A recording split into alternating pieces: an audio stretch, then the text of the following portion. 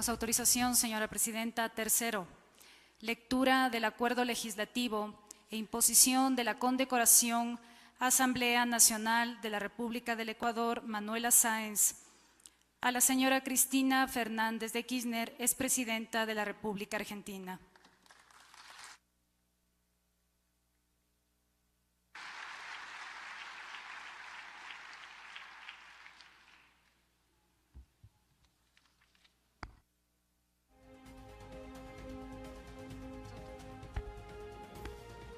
Con su autorización, señora presidenta.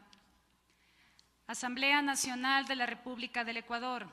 La presidenta, considerando que es destacable la gestión desarrollada por la expresidenta de la República Argentina, Cristina Fernández de Kirchner, en varios cargos de elección popular, donde dio atención prioritaria a la implementación de políticas públicas en beneficio del hermano pueblo argentino, con un ejercicio democrático, participativo e inclusivo que denota amplia correspondencia con las demandas de la comunidad, que su visión integracionista y transformadora ha propiciado puentes fraternos y solidarios en la comunidad latinoamericana, reafirmando los lazos de amistad y cooperación que nos identifican en la articulación de una agenda común para promover oportunidades de crecimiento en toda la región,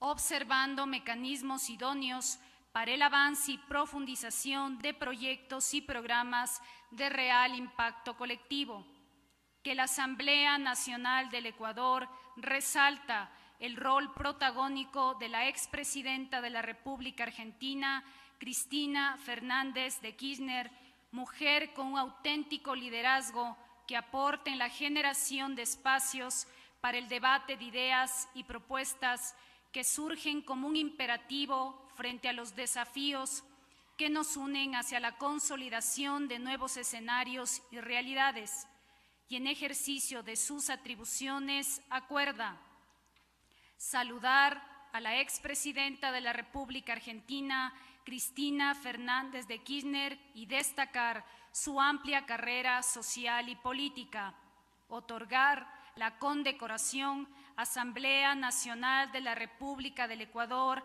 Manuela Sáenz, que será entregada junto al presente acuerdo legislativo en sesión solemne programada para el efecto. Hasta ahí el texto, señora presidenta.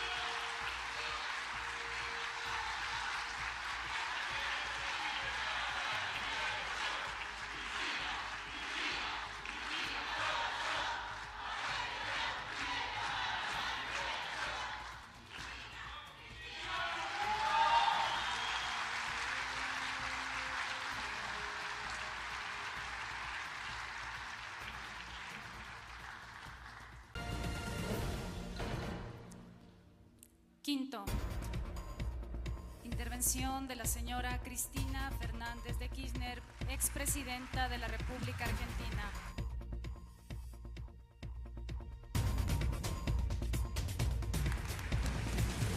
Gracias.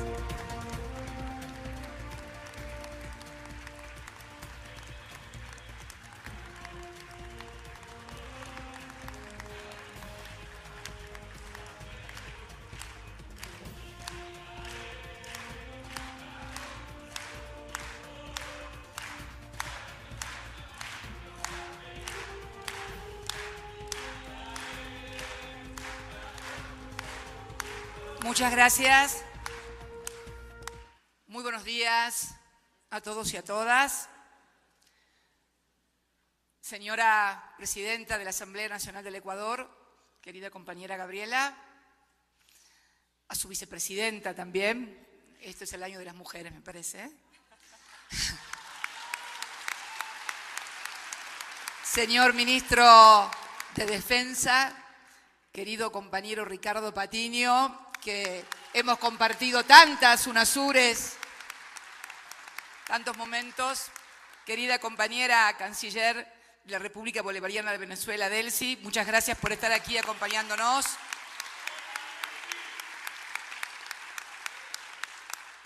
A los integrantes de los movimientos sociales, políticos, organizaciones sindicales, organizaciones juveniles, de mujeres, a todos los que hoy han querido acompañarnos en este momento. Primero, quiero decirles que siento un inmenso honor de tener colgado en mi cuello esto que es nada más ni nada menos que la máxima condecoración que otorga esta honorable Asamblea Nacional, donde reside el poder popular de este nuestro querido país, Manuela Sáenz, pero que, debo decirlo, no lo tomo en términos individuales, más allá de la generosa descripción que de mi persona hizo Gabriela, y se lo agradezco mucho. No lo recibo en nombre propio, lo recibo en nombre de millones y millones de compatriotas, no solamente de mi país, sino de la patria grande,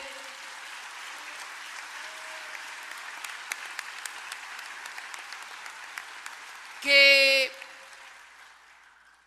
en este proceso virtuoso, inaugurado por la región durante el siglo XXI,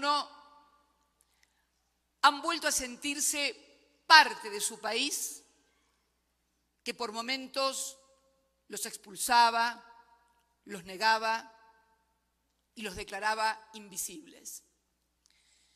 Y debo decirlo que siento que no me la está entregando únicamente la hermana y querida República del Ecuador. Siento que es un reconocimiento para ese proceso histórico del siglo XXI de lo que yo llamo la patria grande. Esta es una condecoración que siento que la otorga la patria grande. Esa patria grande que Gabriela describió el impacto que tuvo en mi país, en la República Argentina, a partir de la asunción del presidente Kirchner en el año 2003. Siento que hoy aquí también están ellos, está Hugo y están todos los compañeros y compañeras que han protagonizado momentos históricos en la región. Gabriela describió lo que fueron estos 12 años y medio del siglo XXI, que comenzaron en el año 2003 y concluyeron en el año 2015. La verdad que yo pensaba hacer hincapié en algunas cosas, pero la descripción que hizo ella, salvo algunas correcciones que no puedo evitar, como sabés que tengo fama de maestra ciruela en mi patria y que corrijo siempre a todos. Llegamos, Gabriela, no a un 6,6% de desocupación, sino a un 5,9% en el último trimestre. Y no fue en el tercer trimestre. Y no fue solamente el 94% de la cobertura universal que logramos a partir de que logramos rescatar la administración de los recursos de los trabajadores, sino que llegamos a la cobertura universal más alta de toda América Latina, del 97%, prácticamente cobertura universal. Y las universidades, que no fueron 13, sino que fueron 19, y que incorporaron, como vos señalaste, a miles de jóvenes, primera generación de universitarios de su país. Podríamos seguir, pero no es esto lo que hoy quiero hacer aquí frente a esta Asamblea Nacional. Planteaste por qué este proceso que se dio en Argentina que se dio aquí en Ecuador a partir de la asunción de Rafael Correa, que se dio en el Estado plurinacional de Bolivia a partir de la asunción del compañero Evo Morales, en la República Bolivariana de Venezuela a partir de la asunción de Hugo Chávez, el comandante Chávez, que fue el primero en 1999, casi para inaugurar el siglo XXI, y que tiene características en todas partes sustancialmente diferentes con las regionalidades, con las relaciones de fuerzas, con la conformación social de cada país y que tiene características especiales también. Y eso es lo que lo ha tornado posible, porque la heterogeneidad es lo que caracteriza a los procesos democráticos. No que todos piensen y digan lo mismo, sino que a partir de objetivos comunes, como es la inclusión, la justicia social, la equidad, la igualdad, la lucha por la igualdad, que en definitiva todas se condensan, como digo yo. ¿Qué tal, Piedad Córdoba? ¿Cómo estás? Bienvenida. Se condensan en la lucha por la libertad. Pero señalaba Gabriela momentos históricos. Yo realmente no sabía que Pinochet había sido condecorado por la República de Ecuador. Me acabo de enterar aquí, sentada. Me gustaría buscar las crónicas mediáticas de aquella época, porque deben haber estado los mismos periódicos, los mismos canales, las mismas radios. Hagamos un concurso a partir de hoy. Les propongo un concurso. Yo me voy a ir el sábado o el domingo, pero tú lo puedes organizar, Gabriela. Hagamos un concurso para que todos investiguen e intervengan y le cuenten a todos los ecuatorianos y a todos los hermanos de la Patria Grande qué dijeron esos medios de comunicación, esas dirigencias políticas, cuando Ecuador condecoró a un genocida como Augusto Pinochet.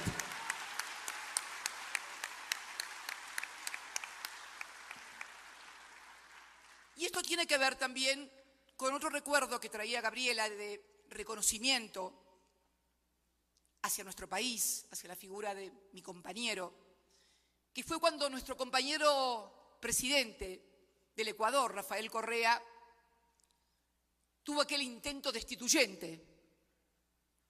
Lo recuerdo muy bien, yo estaba en Olivos y no podía hablar por teléfono y comunicarme con él. Finalmente logré comunicarme telefónicamente con él, porque era necesario que el presidente del país que tenía problemas, el UNASUR, fuera el que pidiera la convocatoria a la asamblea y a la reunión de la UNASUR. Y ahí fue cuando pude hablar con Rafael y decir: vamos a convocar a la UNASUR en la ciudad de Buenos Aires. Y así lo hicimos.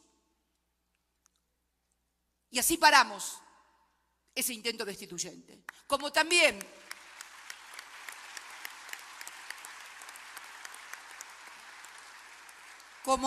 lo hicimos con respecto al compañero Evo Morales. Estaba Hugo, que me llamaba por teléfono, Hugo Chávez, y me decía: Cristina, lo quieren sacar a Evo. Esto quiero contarlo porque quiero que quede registrado en las crónicas históricas. Lo quieren sacar a Evo. Pero Hugo, le digo, yo lo llamo, me da su secretario y no me atienden el teléfono, me dejan esperando 15 minutos y yo no puedo. En ese momento presidía la UNASUR Michelle Bachelet por Chile. Bueno, finalmente no podía comunicarme, estuve 2 o 3 días intentando comunicarme. Hugo me seguía machacando la cabeza, me llamaba, ya me había ido yo el fin de semana a Calafate y me seguía martillando la cabeza. Lo quieren destituir, lo quieren destituir. Pero si no me atiende el teléfono es que no se lo pasan. ¿Cómo no se lo van a pasar, Hugo? Le digo. Y entonces, dile a tu embajador, me dice, dile a tu embajador que vaya él hasta el Quemado, hasta el Palacio del Quemado. Y ahí tomé el teléfono y lo llamé a mi embajador, a nuestro embajador de la República Argentina, y le digo: haceme el favor, andate hasta el Quemado, pero vos, con tu teléfono, y hasta que no des con Evo Morales y que te pongan con él, no parás. Bueno, teníamos muy buen embajador también, y llegó al Quemado y por ahí me llama una voz de otro lado del teléfono jadeante, diciendo: acá estoy. a 1 hora había pasado aproximadamente de las instrucciones. Ahí pude comunicarme con Evo, que me pasó el teléfono, y le digo, compañero, hace 3 días que quería hablar con usted y no podía. Sus secretarios me pasaban el teléfono y me dejaban en el teléfono. Silencio del otro lado. Y le digo, Evo, convocamos a una... Convoque, compañera. Y ahí, junto a Michelle Bachelet, se convocó aquella histórica reunión en la Casa de la Moneda, donde además se obtuvo la declaración de la moneda, donde la totalidad de los presidentes de la UNASUR intervinieron en lo que era un incipiente golpe contra Evo Morales. De aquellos tiempos a estos tiempos. Señalaba a Gabriela el avance de lo que ella denomina los restauradores del orden neoconservador. Es algo innegable en la región. Y tal vez la muestra más evidente de esta modificación en la relación de fuerzas haya sido que no hayamos podido detener el golpe institucional que sufrió nuestra compañera Dilma Rousseff en la República Federativa del Brasil. Debemos admitirlo como cuadros políticos. Tal vez en otro momento esto no hubiera sucedido porque la relación de fuerzas existente en el continente hubiera impedido que esto llegara a término. Hubo otros intentos, como bien señalaba Gabriela, durante mis 2 periodos como presidenta. Yo creo que la derecha conservadora y restauradora de los viejos privilegios y de esa América Latina mera exportadora de materias primas, con millones de excluidos, intentó también un final para mí similar al de Dilma. Estoy absolutamente convencida que el proyecto era destituirme para que no pudiéramos terminar nuestros periodos de gobierno en el cual habíamos sido mayoritariamente elegidos y por lo tanto tener un relato mediático, la construcción de una imagen mediática, porque creo que como cuadros tenemos que ver cómo se está trabajando ahora. Lo estábamos charlando con Gabriela en su despacho antes de ingresar ahí. Cómo se está trabajando en la restauración de ni siquiera lo que fue los 90. Creo que es pre a los 90. Yo digo que nos educaron durante mucho tiempo que el pobre tiene que morir pobre, que el hijo del obrero no tiene por qué ir a la universidad. Entonces le crean la imagen y la fantasía de que todo lo que lograron, los avances, el trabajo, las paritarias libres durante 12 años y medio en la que en mi país los dirigentes sindicales y los trabajadores pactaban libremente salarios siempre por encima de la inflación, todo eso se pierda.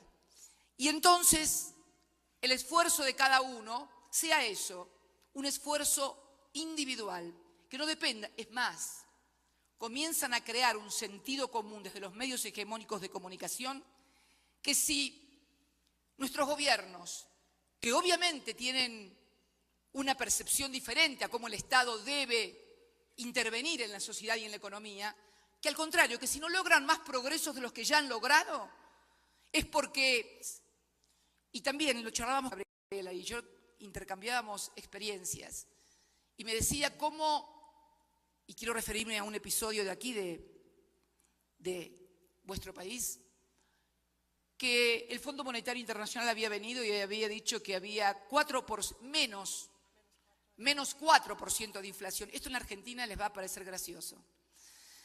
Menos 4% de inflación. Vino y dijeron que había menos 4% de inflación. Esto valió para que la oposición en Ecuador quiera instalar que hay una crisis económica, que es el peor año de los últimos 30 y no sé qué otras cosas más. Quieren crear la situación de crisis. Esto en nuestro país no lo pudieron hacer. Quieren instalar la construcción de crisis. Luego tuvieron que corregir y decir que era menos 2. Pero fíjense, de crecimiento económico, caída de la actividad, que había crisis. Entonces van construyendo la sensación de que hay una crisis, pese a que cuando muchas veces se interroga a la gente en términos individuales, ¿a usted cómo le va? A mí me va bien, te contestan. ¿Y el país qué le parece a usted? ¿Cómo va? No, el país no va bien.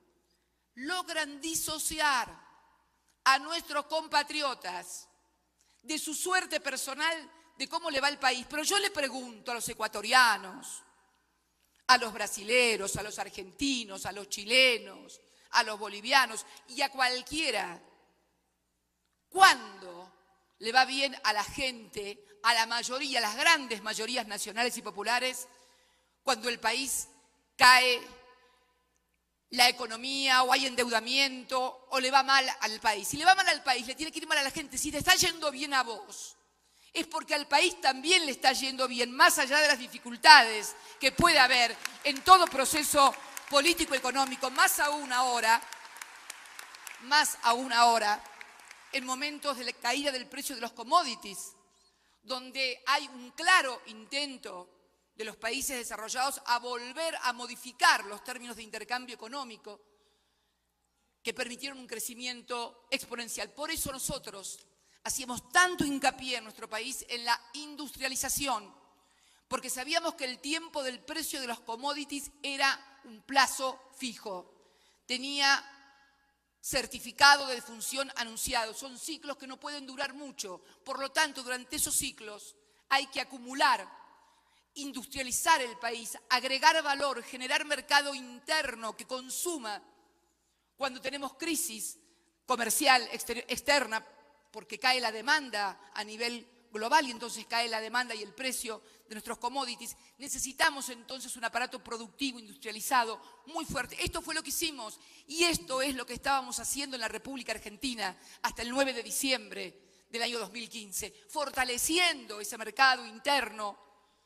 No había despidos, teníamos un régimen prácticamente de plena ocupación, paritarias libres, una política de subsidios en los servicios públicos que era estigmatizada y muchas veces los propios beneficiarios criticaban la política de subsidios. No quiero ni contarles la que se armó cuando se decidió el tarifazo. Ahí se dieron cuenta que la política de subsidios era una política destinada a agregar valor indirecto a sus salarios, a estimular la demanda y a sostener la actividad industrial de las pequeñas y medianas empresas que si no, no pueden sobrevivir.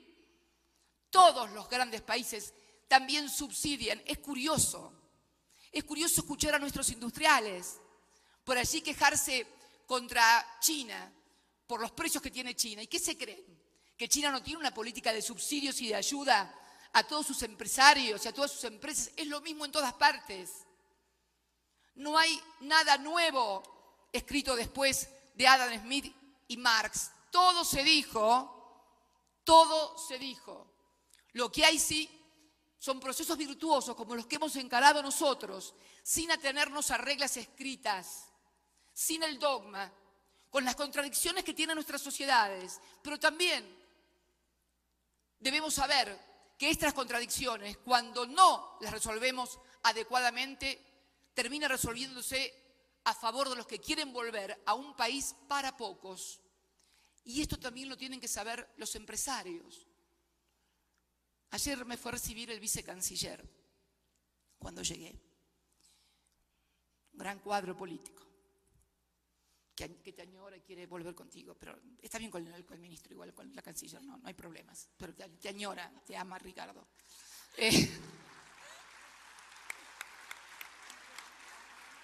Y me decía la infraestructura, uno podía ver las carreteras, algo similar ocurrió en la Argentina, infraestructura económica, infraestructura social, educativa, infraestructura científica y tecnológica. Del año 1990, 12 años, al 2002, se invirtió en infraestructura en mi país 18.000 millones de dólares. Era mala palabra, porque la inversión en obra pública era tomada como gasto por el Fondo Monetario Internacional. En los 12 años, del 2003 al 2015, 107.000 millones de dólares en materia de inversión para infraestructura. De todo tipo, económica, social, educativa, sanitaria, tecnológica. Tenemos 2 satélites orbitando en el espacio que cubren el territorio, hechos, diseñados y ejecutados estos 2 satélites, ARSAT-1 y ARSAT-2, por científicos argentinos en nuestro país. Entonces, me decía ayer charlando el vicecanciller, yo le decía cuando él me hablaba de la obra de la infraestructura y yo le decía, en nuestro país, en el año 2003, cuando Néstor asumió como presidente, había 12.000 empresas constructoras. En el 2015, cuando yo me fui, había, según datos del IERIC, no es una organización gubernamental, 24.000 empresas constructoras. Yo le decía esto, y el vicecanciller me decía, pero usted sabe una cosa, acá pasa lo mismo, pero muchas veces los empresarios que se han cansado de ganar dinero durante nuestras gestiones son críticos y quieren otro modelo, que es el que después viene y literalmente, y perdonen la expresión, termina reventando todo lo que es la incipiente industria nacional, a partir de la apropiación, una vez más, del sentido común. ¿Qué es apropiarse del sentido común? Hacerle esto que yo les comentaba recién, que una persona cuando es interrogada acerca de su situación personal y lo que espera para el futuro, bien, a mí me va bien y me va a ir mejor, y al país no, al país le va mal. Cuando en realidad todos los indicadores y todo lo que sucede a su alrededor, es producto de lo que ella puede apropiarse, con esfuerzo, con capacidades propias, sin lugar a dudas. Ahí está la diferencia también en una sociedad, en cómo cada persona, cada empresa aprovecha estos procesos virtuosos donde hacemos del mercado interno y fundamentalmente de una cuestión que viene discutiéndose hace mucho tiempo, que es si primero está la inversión o si primero está la demanda. Los que creemos en el mercado interno sabemos que primero está la demanda. Nadie invierte en un país que no consume, más en un mundo como el de hoy, donde hay excedentes económicos producidos por todas las empresas en todos los países del mundo. ¿Quién va a venir a invertir a un lugar donde se cayó el mercado interno? Las inversiones extranjeras que nosotros logramos venían producto de las sugerencias que le hacíamos a muchos de que si querían participar en el mercado interno, deberían también instalarse y producir en la Argentina, porque de esa manera generaban los más de 6 millones de puestos de trabajo que Gabriela mencionaba y que tenía directa vinculación también con la desocupación y que tiene directa vinculación con el nivel salarial. Si no hay baja desocupación, si no hay gran demanda de mano de obra con valor agregado e industrial, está claro que por más lucha sindical que den los mejores dirigentes sindicales, no van a lograr mejores salarios por una razón muy sencilla.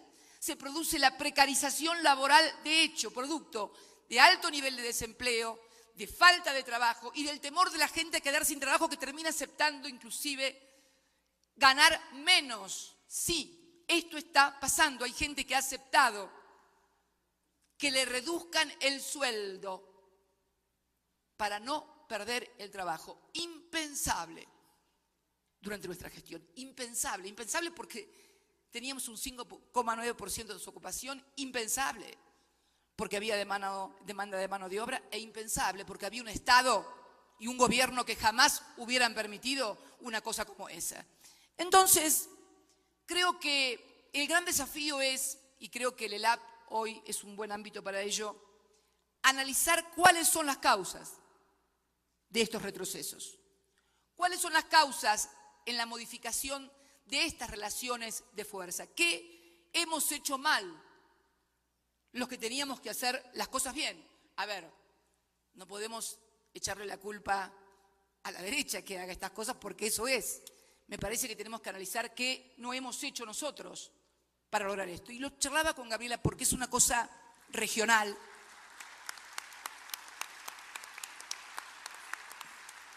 Y yo creo que tiene, vuelvo a reiterar, lo que pasó en Brasil con Dilma 4 años atrás no hubiera sucedido. No hubiera sucedido. La relación de fuerzas lo hubiera impedido. Se modificó la relación de fuerzas en la región, claramente. claramente.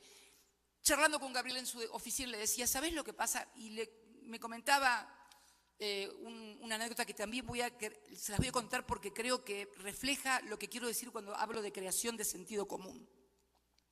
Me acuerdo cuando Rafael, lo charlábamos, lanzó la creación del impuesto a la herencia y la plusvalía, que recibió un ataque feroz de los medios que además crearon sentido común y yo le dije, sin saber lo que había pasado, le digo, seguro que crearon sentido común negativo y adverso en los sectores más humildes de la población, diciendo que ese impuesto a la herencia le iba a quitar la casa, la única casa que tenía tal vez una persona para dejarle a sus hijos. Y no hubo forma de hacerle ver que tal vez la creación de ese impuesto era dirigido a los que mayor patrimonio hereditario tenían y era en beneficio de los más humildes. Pero esto es el fenómeno contemporáneo de lo comunicacional, de las redes sociales, de la articulación en los medios concentrados y hegemónicos de comunicación, que tampoco, y pese a haber aprobado por una mayoría muy diversa en el Parlamento, y debe ser la ley más democrática que se haya tenido en la República Argentina, se discutió en asambleas a lo largo y a lo ancho de todo el país, no logramos ponerla nunca en su totalidad en marcha en lo que hace a los medios concentrados de comunicación.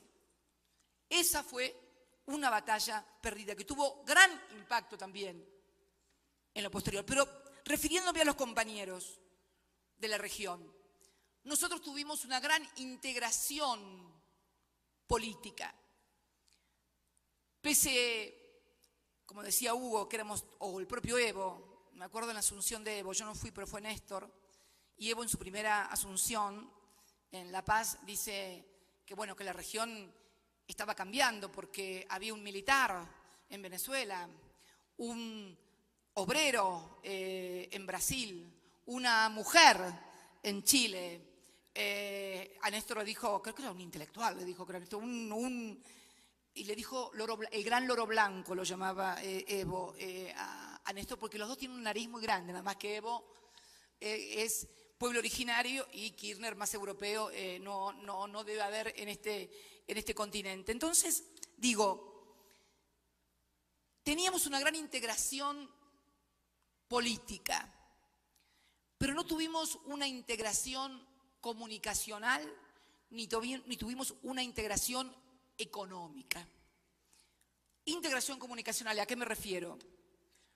No articulamos lo que estaba pasando en cada uno de nuestros países porque lo que dicen los sectores conservadores, restauradores aquí es exactamente lo mismo que dicen en todos los otros países. Cuando uno veía los carteles agraviantes y sexistas contra Dilma Rousseff, eran los mismos carteles agraviantes y sexistas que se paseaban en las movilizaciones de Buenos Aires. Es más, logramos a través de unas fotos mirar que había gente que se trasladaba de la Argentina a Brasil a participar en las marchas de Fora Dilma y participaban en la Fuera Cristina en la Argentina. En Brasil, por distintas circunstancias, pudieron avanzar. En la Argentina no lo hicieron. Tuvieron que aguantarme hasta el 9 de diciembre, hasta el último día gobernando.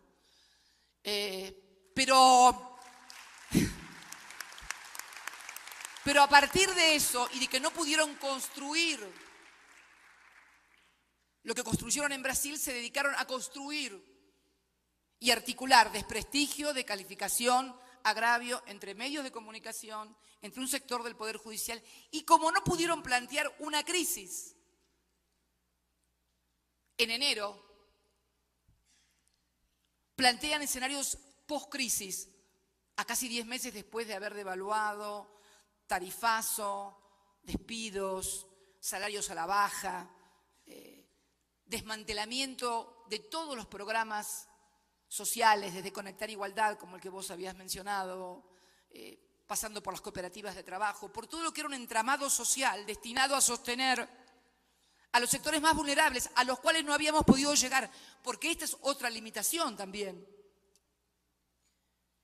El proceso de industrialización, para que finalmente termine incorporando a toda la población, necesita no 12 años, necesita décadas y décadas. ¿Por qué? Porque durante los periodos más grandes, más largos, la gente no tenía trabajo, no podía estudiar, no se capacitaba, no se invertía en el país, con lo cual es necesario que estos procesos virtuosos tengan duración en el tiempo, no en los dirigentes, pero sí en las políticas, que estas políticas puedan ser consecuentes en el tiempo. ¿Por qué? Porque los jóvenes que se incorporaron como obreros durante mi gestión y que seguramente recién ahora están conociendo el problema de discutir el salario, de que el salario no les alcanza, de que no llegan a fin de mes y de otras cosas, no conocían lo de antes porque no vivieron en la Argentina de la desocupación, vivieron en la Argentina del pleno empleo. Un trabajador, por ejemplo, que se incorporó al mundo productivo de 27, 28 años, no vivió esa Argentina. Los jóvenes cuyos padres ahora porque tienen trabajo pueden ir a la universidad, no vivió la época en que los profesionales en mi país terminaban manejando un taxi porque no tenían profesión como arquitectos, como médicos, o se terminaban yendo del país como muchísimos científicos. Entonces, todos esos procesos necesitan para llegar a toda la población mucho tiempo. La industrialización tiene que tener... ¿Ustedes qué se creen? ¿Que cómo fue, por ejemplo, o cómo es en China, donde todos los años van incorporando entre 30 o 40 millones de personas? Una Argentina, en un país de 1.400, y todavía tienen una porción considerable de su población, nada menos que la República Popular de China, hoy el líder, el gigante económico del mundo, todavía tiene amplios segmentos de la población que no han podido sacar o retirar todavía de las zonas rurales porque tienen planificación a muy largo tiempo. Y esto es lo que necesitaba nuestra América del Sur. Mayor integración económica también.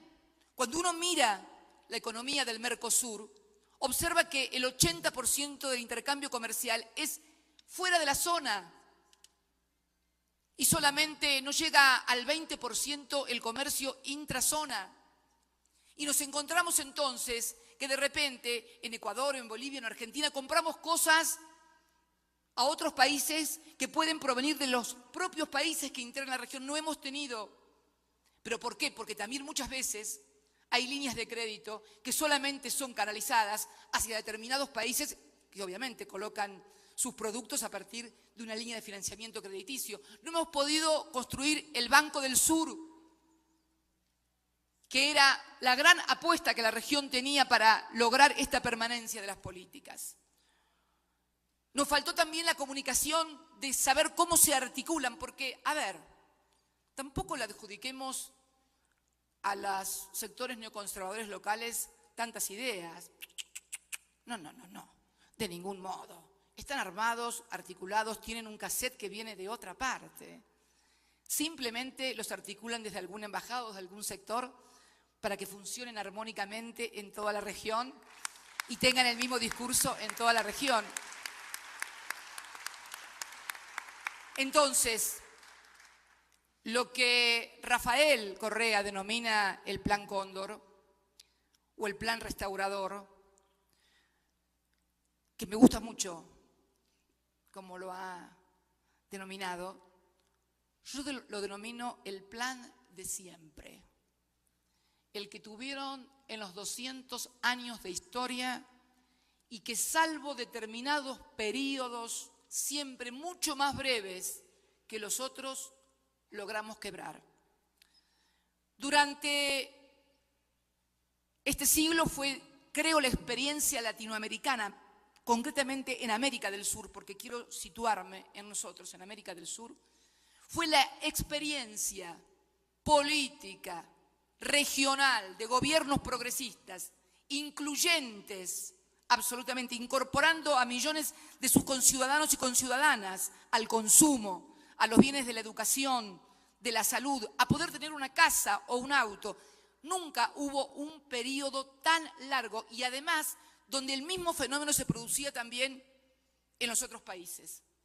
Y cada uno con sus modalidades, porque todos partían de lugares diferentes. Ninguno partía del mismo lugar, ni ninguno partía tampoco con los mismos grupos sociales, ni con los mismos sectores sociales. Entiéndanme, cada uno con sus particularidades, pero cada uno con sus particularidades lograron incorporar a millones de suramericanos a la vida digna o a la vida.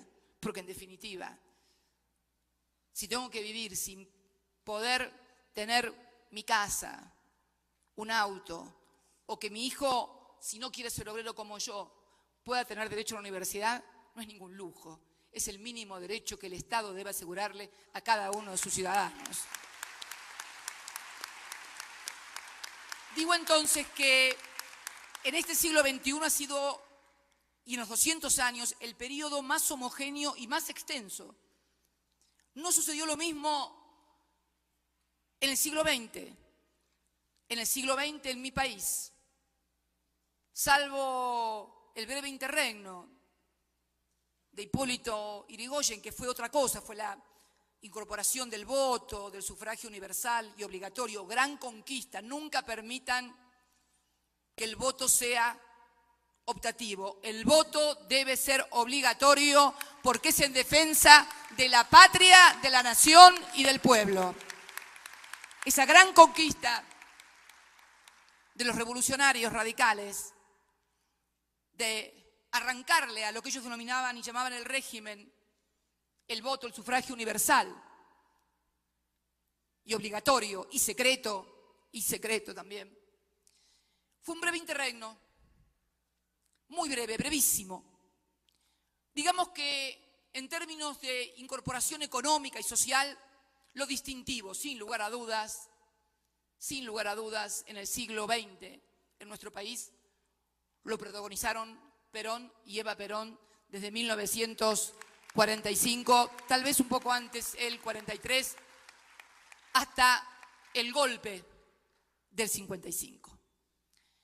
Vemos entonces que han sido muy breves los periodos en los cuales ha habido un auge y además en ese momento tampoco había otros países, no pasaba lo mismo en otros países. Tal vez fue el Brasil de João Goulart, el Chile de Ibáñez, pero no había esa integración que logramos nosotros, pero que nos faltó. Nos faltó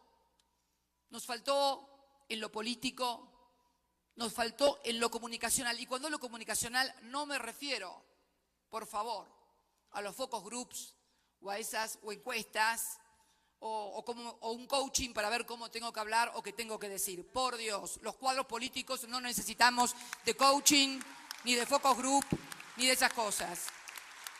Porque un coaching, un focus group o un encuestador o un sociólogo avesado te puede ayudar en una elección, pero después tenés que gobernar y ahí no hay coaching, ni focus group, ni sociólogo. Ahí tenés que saber qué es lo que vas a hacer con el país y con los millones que viven adentro.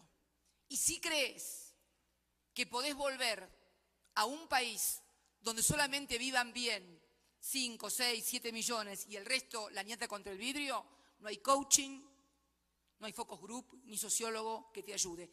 No sé en qué tiempo, no soy pitoniza, ni pronosticadora, ni nada por el estilo, pero lo que quiero situarme es en un análisis de por qué suceden las cosas que suceden. Además, en un marco global también, donde tenemos que discutir cosas muy importantes. Y quiero finalizar con esto, porque Gabriela hizo mención a nuestra lucha contra los paraísos fiscales, contra los fondos buitres, hizo mención a esa histórica votación de la resolución marco para una legislación global en materia de reestructuración de deudas soberanas que obtuvo el voto de 136 países con el inestimable apoyo del G77 más China. No se pudiera haber logrado eso jamás si no hubiéramos trabajado fuertemente en ese grupo. Y Ecuador, querida Gabriela y Ricardo, acaban de ser elegidos por unanimidad para el próximo año, el pasado día viernes, para presidir el G77 más China, que en realidad ya no es...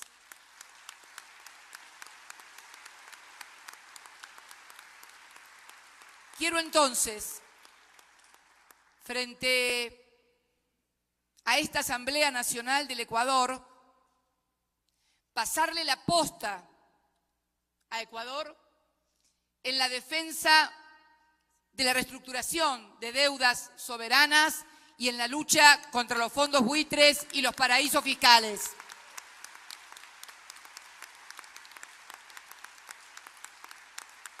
Los ciudadanos deben saber.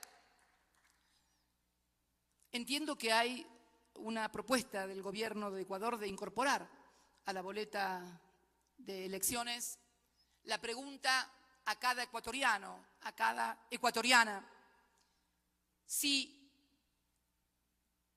un candidato que tiene cuentas o fondos en paraísos fiscales puede presidir la República sin, se imaginan lo que pienso, pero sin querer inmiscuirme en cuestiones internas, yo quiero decirles a cada ecuatoriano y a cada ecuatoriana que cada peso que alguien tiene en un paraíso fiscal es un peso, un dólar o como quieran llamarlo, que le sacaron a la educación, a la salud, a la infraestructura, a la vivienda y a los derechos de cada uno de los ecuatorianos y ecuatorianas que viven acá, porque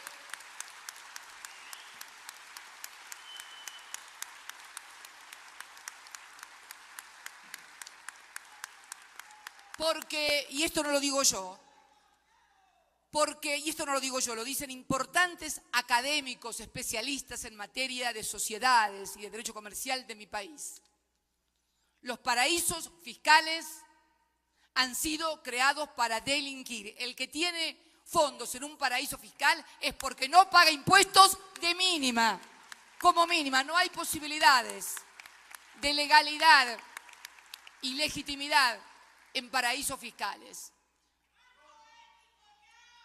Creo entonces que esta importante resolución que obtuvimos en el marco de Naciones Unidas, y Gabriela, no creo que pese a decisiones que se tomaron luego en mi país, esto esté perdido, al contrario, porque el tema del endeudamiento y las nuevas crisis recurrentes globales que van a venir producto del endeudamiento de los países no se terminaron hoy. Van a seguir y se van a profundizar, porque es la forma en que los países desarrollados tienen de transferir sus propias crisis endogámicas hacia la periferia del mundo. Esto tienen que entenderlo. Por eso el G20 se constituyó allá por el año 2008. Me tocó participar en la primera reunión, cuando todavía Bush era presidente de los Estados Unidos, ya había sido electo Barack Obama, pero él participó en la primera reunión del G20. Y yo creo que se formó a partir de la crisis de Lehman Brothers, pero que luego se extendió como una mancha de aceite a todo el planeta y que aún persiste. El Fondo Monetario dice un año va a haber tanto crecimiento de la economía mundial o del comercio y a los 2 o 3 meses lo vuelve a ajustar siempre a la baja. Entonces, me acuerdo que en aquellas reuniones del G20 se introdujo la cuestión de los paraísos fiscales. La introdujo el entonces presidente de Francia, Sarkozy, y también yo, que lo planteamos en el mismo G20. Y a partir de ahí siempre fue una constante intentar lograr